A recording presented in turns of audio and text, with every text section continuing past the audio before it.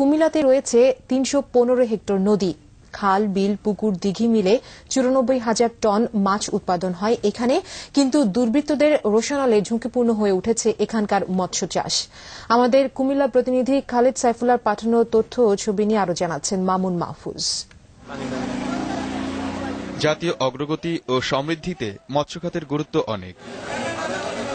শুধু কুমিল্লা জেলায় নদীর পরিমাণ ৩১৫ হেক্টর, খাল ১,৮৭৬ হেক্টর এবং পুকুর ও দিঘি ১৪,২০০ হেক্টর। ফলে লক্ষ্যমাত্রার চেয়েও অনেক বেশি মাছ উৎপাদন হয় এখানে। কিন্তু তুচ্ছ ঘটনা আর সামাজিক সম্পর্কের অবনতিকে কেন্দ্র করে ক্ষতিগ্রস্ত হচ্ছে গুরুত্বপূর্ণ এই খাতটি।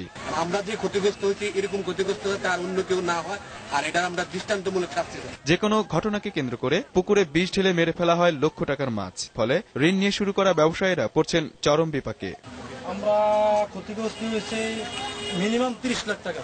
আর্থিকভাবে আমাদের অনেক লস হয়েছে, আমাদের দোকানও বাকি রয়েছে টাকা। এ ব্যাপারে সামাজিক সম্পর্ক উন্নয়নের বিকল্প নেই বললেন মৎস্য কর্মকর্তা। তবে বিষ প্রয়োগের পর পানি পরীক্ষার যথার্থ ব্যবস্থা না থাকায় সমস্যা আরো প্রকট বলেও জানান তারা। শত্রুতাবশতই মূলত পুকুরে অনেকে বিষ প্রয়োগ করে থাকে। উপজেলা লেভেলে এমনকি জেলা লেভেলে আমাদের যে মাছ বিষ প্রয়োগে অ্যাকচুয়ালি মারা গেছে, এটা কেমিক্যাল টেস্ট করার মতো ইনস্ট্রুমেন্ট বা ফেসিলিটিস উপজেলায় নাই। পাশাপাশি মৎস্য নিধন বিষ বা বিষাক্ত মাছ পিরানহার উৎপাদন, পরিবহন, চাষ ও বিক্রি নিষিদ্ধে তৎপরতা বৃদ্ধির কথা বলেন মৎস্য কর্মকর্তারা। সাধারণত থায়োডিন যেটা ব্যবহার করা হচ্ছে, এটা একটা ব্যান্ড আইটেম, ইন্ডিয়ান ওষুধ।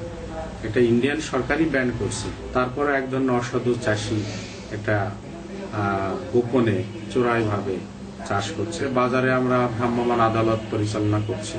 দেশের প্রায় ১০০ কোটি মানুষ প্রত্যক্ষ ও পরোক্ষভাবে মৎস্য চাষের মাধ্যমে তাদের জীবিকা নির্বাহ করে। তাই পারিবারিক শত্রুতা বা দুর্বৃত্তদের কবল থেকে জেলার মৎস্য খাতকে রক্ষা করার দাবি এ অঞ্চলের সবার। মামুন মাহফুজ, দিগন্ত নিউজ ডেস্ক।